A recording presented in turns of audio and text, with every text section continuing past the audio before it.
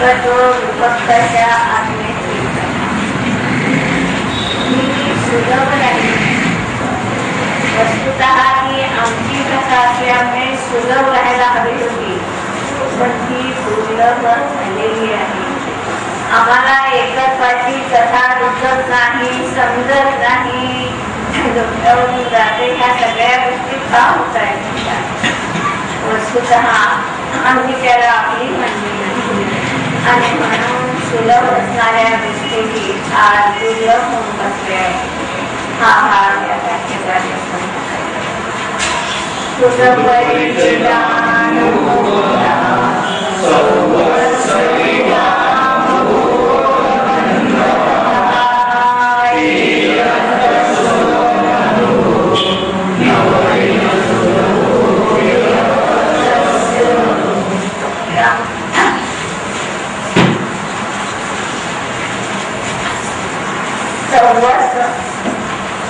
काम भोग बंधतः परिचित अनुभूता. सगळ्या प्राणी मात्रांना, सगळ्या जीवांना किंवा मनुष्यांना काम विकाराची कथा, भोगाची कथा आणि बंधाची कथा म्हणजे रागाची शुद्ध आहे. अनेक वेळा ऐकतो आहे, पाहतो आहे, अनुभवतोही आहे. म्हणून श्रुत परिचित अनुभूता. ह्या तिन्ही कथा प्रत्येकाच्या अनुभवाला आलेल्या आहेत. अनंत भावामध्ये त्या ऐकल्या, आजही ऐकतो आहे आणि नाही ऐकल्या तरी समजत आहे. अशा त्या कथा परिचित झालाय. किती ठरवलं की क्रोध कशा नाही करायची, ठरवून करावं लागतात. कशा जितके आव्हाने पडले ती सहज रीतीनं कशा होऊन जातात. म्हणून ते परिचितही आहे आणि प्रत्येकाच्या अनुभवाची गोष्ट आहे. प्रत्येक जीवाला प्रत्येक समयी त्याचा अनुभवही येतो आहे आणि म्हणून ती एकस्य विहतस्य. परंतु या एकत्व विभक्त आज्ञेची काय पाहिजे? एकत्व आणि विभक्त दोन शब्द आचार्यांना का ठेवले? केवळ एकत्व आत्म्याची कथा न म्हणता एकत्व विभक्त हा शब्द की एकत्व कुणाशी ऐकायचं की त्याच्या गुणपर्यायी तो तन्मय आहे, त्याच्याशी एकरूप आहे. परंतु सगळ्या परभावापासून, विकारापासून, परद्रव्यापासून तो विभक्त. म्हणून त्यांनी म्हटलेलं असतं, जैनांचा देव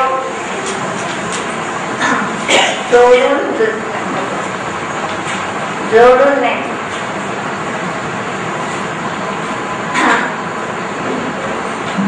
काही वेगवेगळे पाठ करून जोडावे लागतात तेव्हा मूर्ती बनते असं नाही. जैनांच्या मूर्तीसाठी एक अखंड दगड असतो आणि त्या अखंड दगडात जो टाकाऊ भाग आहे तो टाकाऊ भाग म्हणून काय नाही अशा प्रकारे जोडून बनतात. तसा हा जो शुद्धात्मा आहे, हा शुद्धात्मा विभक्त कशापासून आहे, वेगळा कशापासून आहे हेही पाहावं लागणार आहे आणि समरस कुणाशी झाला आहे हे जसं 12 भावनेमध्ये आपण पाहतो एकत्व सांगून 12 भावना थांबल्या आहेत. अन्यत्व सांगितलं की ते कुणापासून अन्य आहे आणि पुन्हापासून एक रूप आहे. या दोन गोष्टी एका नाण्याच्या दोन बाजू असल्यामुळे त्या दोन्हीही पाहण्यास लागणार आहे. आणि म्हणून हे एकत्वाची कथा सुलभ नाही झाली. समयसा समजायला कठीण जातात. का जात आहे आपल्याला? काही दुसरं नाही आहे या समयसामध्ये. ही आमच्या आत्म्याची कथा आहे, आमच्या स्वतःची कथा आहे की आम्ही आतापर्यंत आमच्या जीवनात काय केलं म्हणून आज हे दुःख आहे. काय सोडलं तर दुःख संपणार आहे. हीच कथा त्या समयसामध्ये असणार. पण ही कथा आम्हाला कठीण वाटते, समजत नाही असं वाटते आहे. का कधी त्याचा विचार केला नाही, त्याचा परिचय केला नाही, त्याच्यापासून आम्ही दूर राहिलो. हा आपल्यासाठी नाही ही मान्यता घेतली जीवनात. आणि म्हणून आपल्या स्वतःच्या आत्म्याच्या कथेपासून आम्ही सदा पराभूत राहिलो.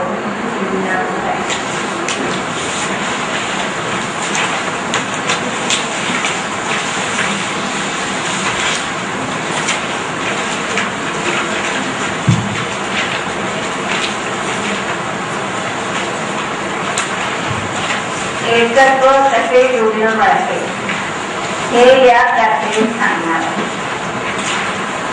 संपूर्ण जीव संसार चक्राच्या मध्यभागी स्थित द्रव्यादी 5 परिवर्तनामुळे अविश्रांत न थांबता परिश्रम सुरू आहे. व त्यामुळे संपूर्ण विश्वावर एकछत्री राज्य द्यायचे आहे असा हा महामोहरूपी युद्धासाठी ओझे वाहणाऱ्या बैलाप्रमाणे राबविल्या जातात. संपूर्ण जीव ह्या संसार चक्राच्या मध्यभागी स्थित म्हणजे संसार चक्र प्रत्येकाच्या पाठीमागे लागलाय. संसार चक्र म्हणजे काय? या संसार चक्रातलं परिभ्रमण आहे. या संसारामध्ये आम्ही सारखं फिरतोय.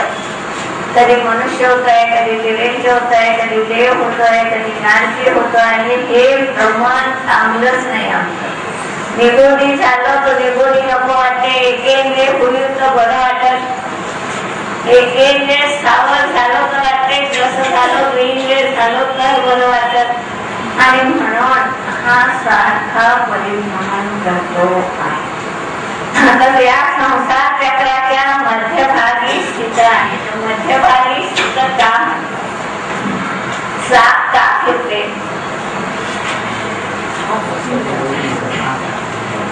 त्या आत असते खेळा असतो म्हणून 7 फिरते. त्यासाठी त्यांनी शब्द ठरला आहे की संसार चक्राच्या मध्यभागी हा खेळा जसा असतो त्याच्या चाकाच्या, त्याप्रमाणे ह्या सगळ्या संसाराच्या परिभ्रमणामध्ये मध्यभागी स्थित असल्यामुळे त्या जीवाला जसं ते त्या खेळामुळे परिभ्रमण करीत आहे त्याप्रमाणे हा जीवही 5 प्रकारचं परिवर्तन करतो.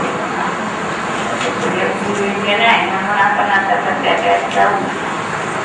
अविश्रांत या परिभ्रमणाला आम्ही थकलो तर नाही थकलो. कशा करायला कोणा थकवायला? इथं 5 मिनिटं वेळ झाला तर थकवायला नको वाटायला.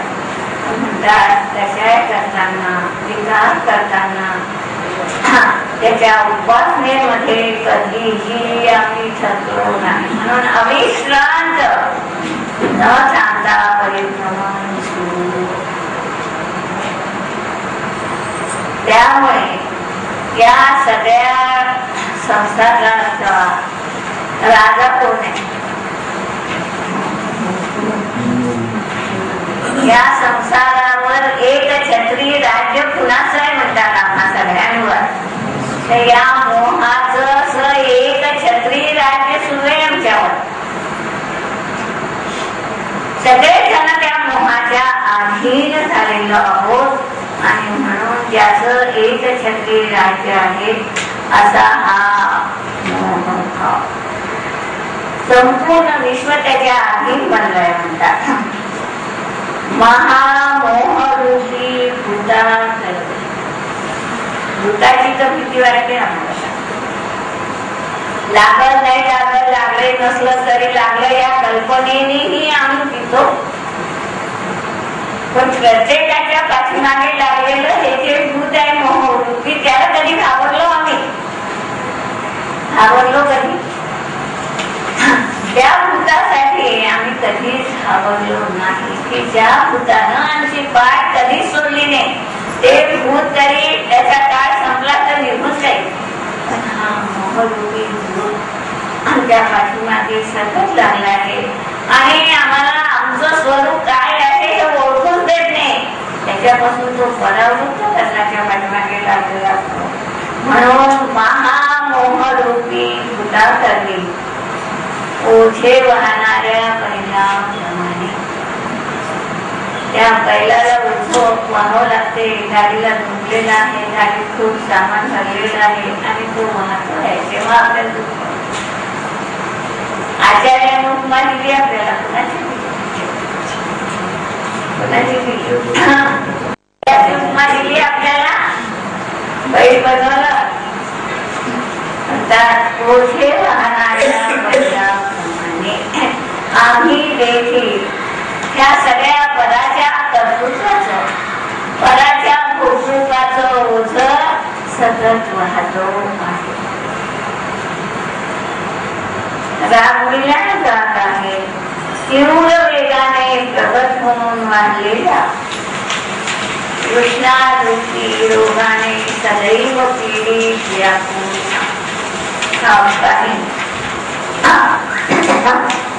तीव्र वेगानं जी वाढते अशी ही हा कृष्णारूपी रोग आम्हाला करताय.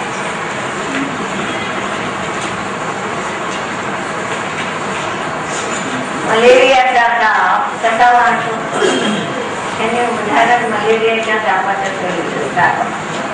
ते मलेरियाचा ताप कधी 99 कमी असा नाही राहणार. तो ताप एकदम वाढेल, 4 होईल, 5 होईल, 3 होईल. हा रोग आहे कृष्णारूपी रोग आम्हाला जडलाय. हा कृष्णारूपी रोगही हळूहळू नाही वाढत आहे. हा कृष्णारूपी रोगही तीव्र वेगानं प्रगत होतो आहे, वाढतो आहे. आणि त्यामुळे आम्ही सगळे प्राणी मात्र दिसायला सुखी वाचलो तरी म्हणतात व्याकुळ आहोत, दुःखी आहोत. व्याकुलतेमुळे मृगजळाप्रमाणे असलेल्या इंद्रियांच्या विषयांची नाकेबंदी करतो. आणि व्याकुळ आहे, आकुलता आहे. आकुलता किती आहे? जसं आता गरमी होते तर काय करतो आपण? या गरमीच्या पासून आपण कसं वाचू यासाठी नाना प्रकारचे प्रयत्न सुरू राहतात. ही आकुलता नियमाने आपल्याला काही ना काही करायला नियमाने प्रवृत्त करीत असते.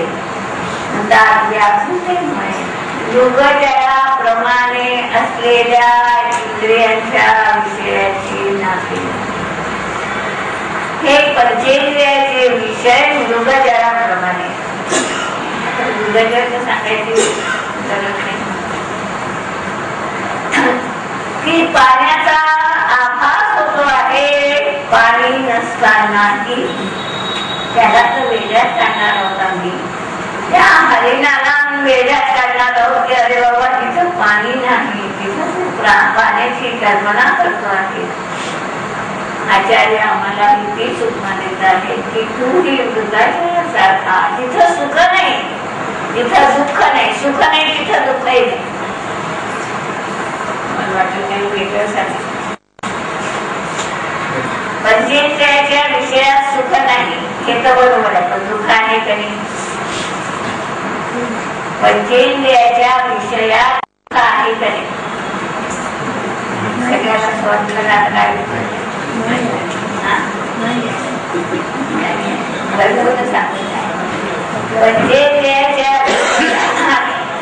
जसं सुख नाही आहे तसं दुःखही नाही आहे. पंचेंद्रियाच्या विषयात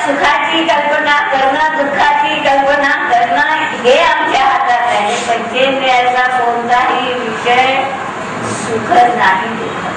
का नाही? नाही म्हटलं म्हणून ऐकून घ्यायचं का? ऐकून घ्यायचं का? नाही सुखही नाही दुःखही नाही. का नाही? का नाही?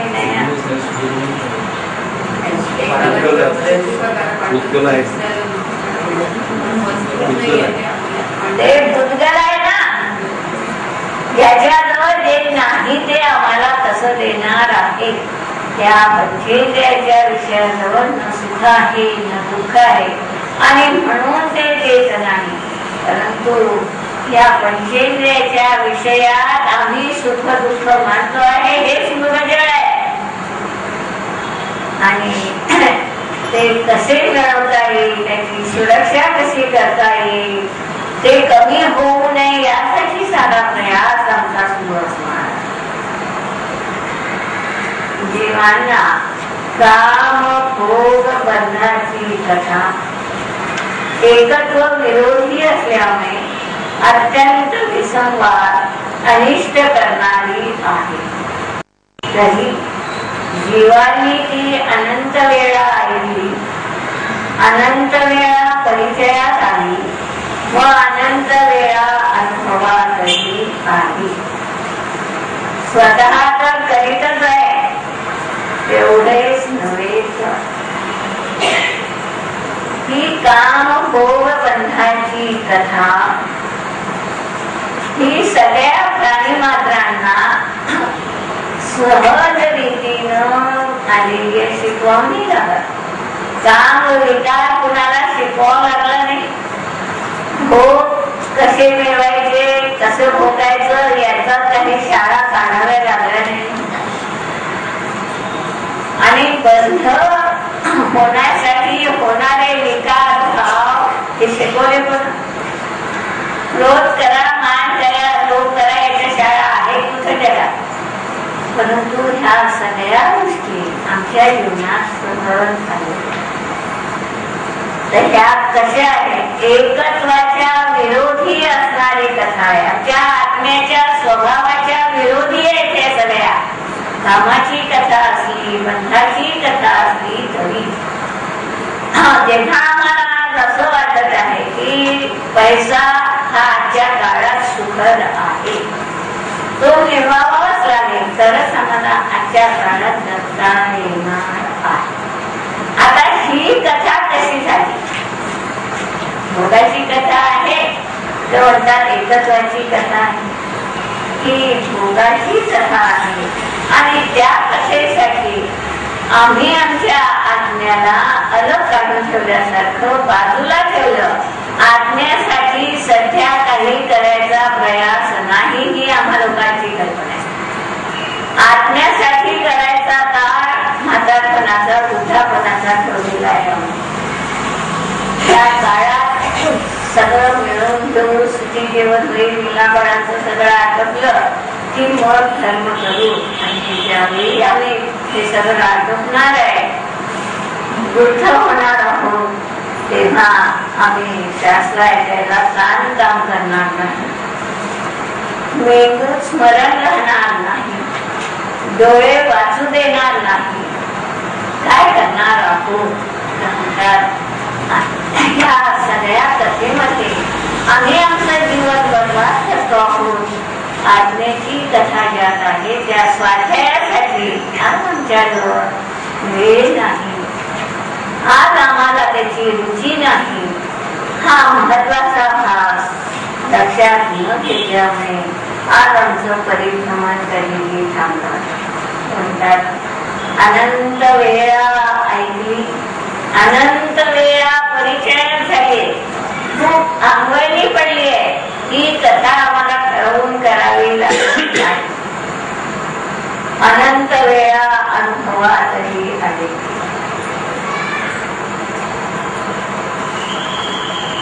स्वतः तर चरित्रच आहे एवढेच नव्हे, त्याच कथेचे आचार्यत्व दुसऱ्यास सांगणे, प्रवृत्त करणे करतो आहे. म्हणून ही कथा सर्वांना सुलभ आहे. आचार्य पदवी दिली आपल्याला.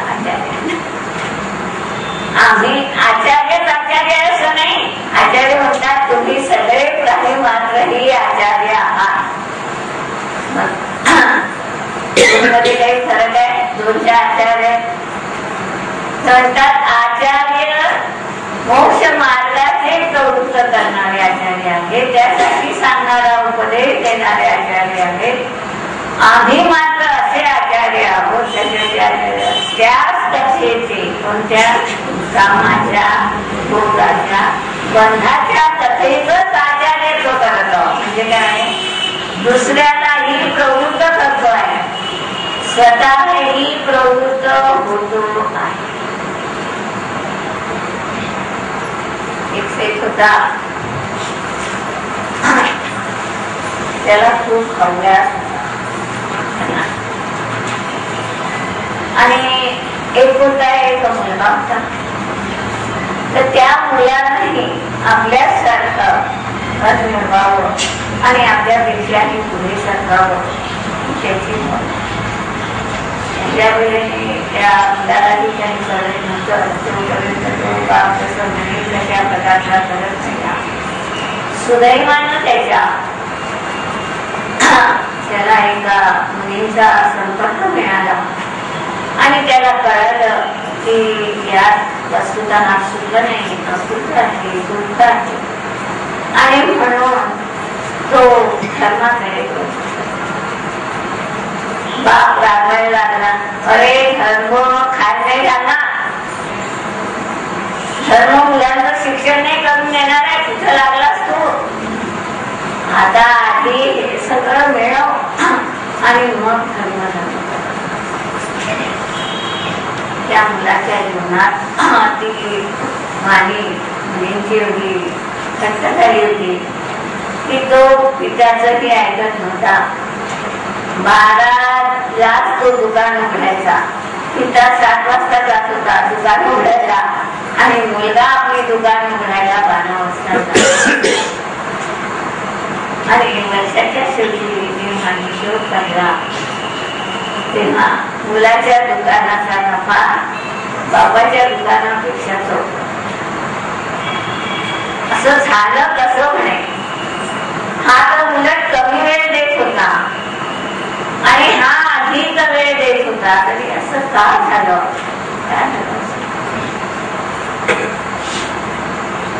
त्याच्या धर्माच्या भावने पुण्याचं वर्णन आपोआप होत गेलं आणि सहज रीतीनं योग होता म्हणून त्याला सहज पैसाही अधिक म्हणतात.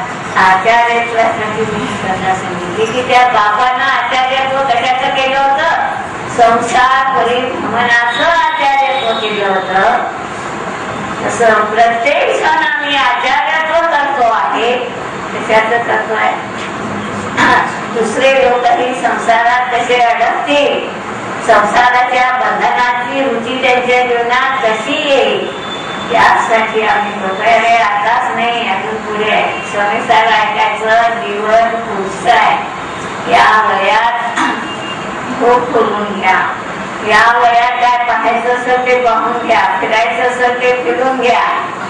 आता तुम्ही तेव्हा सगळं काही करता येणार नाही, तेव्हा स्वाध्याय करा. म्हणतात की दुःखाचे नाव आचार्यत्व, चुकीचं आचार्यत्व प्रत्येक जण करतो.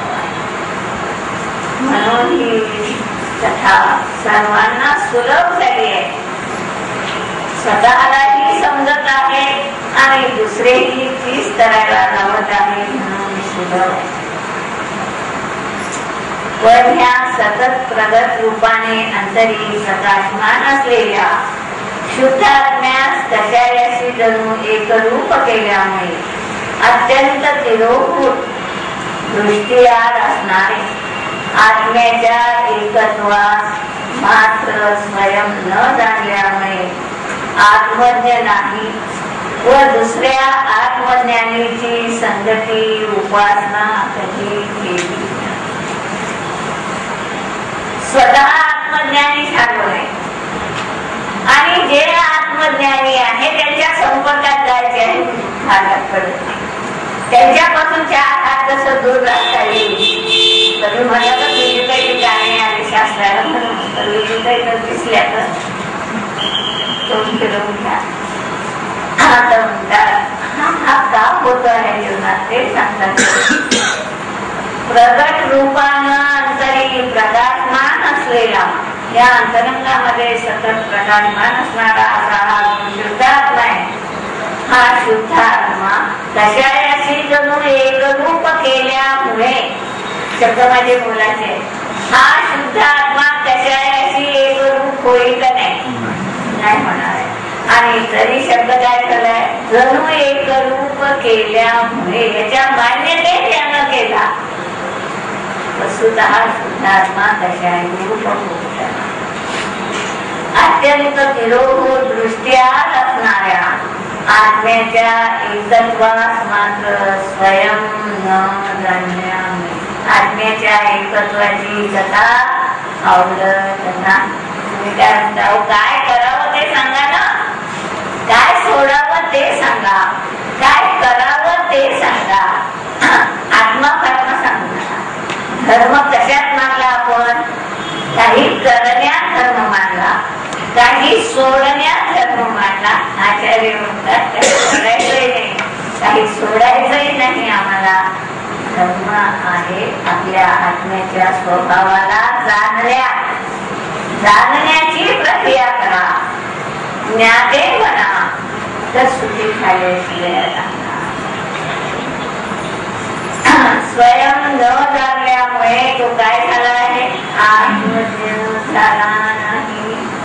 स्वतः तर कधी शुद्धात्म्याला जाणलंच नाही, पण हे शुद्धात्म्याची कथा सांगणारे आहेत अशा लोकांच्या संपर्कात आलो नाही, अशा नियमानीच्या संपर्कात आलो नाही, अशा गुरूंच्याही संपर्कात आलो नाही. आम्हाला सांगणारेही कसे पाहिजे, तेव्हा मजा येते प्रवचन ऐकतात. काही हास्य असेल, विनोद असेल, आमच्या वडिलांच्या विषयाची कथा असेल तर आम्हाला त्यात आनंद येतो. जेव्हा आत्म्याची कथा असते तेव्हा बोर होतो आम्ही. म्हणतात हा असं झालं तर आम्ही कधीही आत्म्याला समजून घेतलं नाही. एवढंच करून थांबलो नाही तर दुसऱ्या आत्मज्ञानीची संगती ही केली नाही. त्याच्यापासून 4 हात दूर राहणार. जो आत्मा सांगणार आहे, आत्म्याच्या प्रवृत्तीसाठी ज्याची धडपड आहे, अशा ज्ञानी जीवाच्या संगतीपासून उपासना यांची कधी केलीच नाही. कुणाची केली नाही उपासना? आत्मज्ञ जे आहे, आत्मज्ञानी जे आहे, अशा गुरूंची केली नाही, अशा पंडिताची केली नाही, अशा ग्रंथाचीही केली नाही. काय अशा ग्रंथाचीही आम्ही उपासना कधी केली नाही की जे आगम आत्म्याची कथा सांगताय ते आगम आमच्या डोक्यावरून जातं म्हणून आम्ही त्याला बाजूला ठेवतोय म्हणतात. आणि त्यामुळे त्या एकताची कथा आम्हाला कधी सुलभ झाली. वाक्य आहे. त्यामुळे पूर्वी कधी ऐकण्यात आली नाही, परिचित झाली नाही, तर अनुभवात पण कधी आली नाही. म्हणून आत्म्याचे एकत्व सुलभ नाही. आजपर्यंत चुकूनही कधी ऐकण्यात आले